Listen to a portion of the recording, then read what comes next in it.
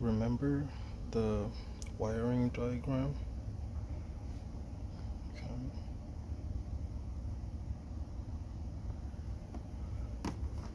Here you have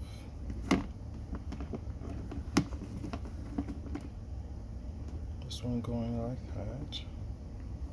I have this piece, and you have the black on the left, blue on the right,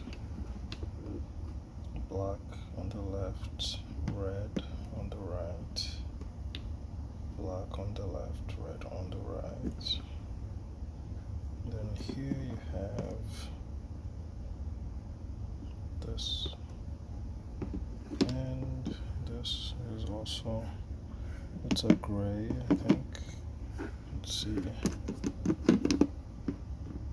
Yeah, gray and black. And lastly, you have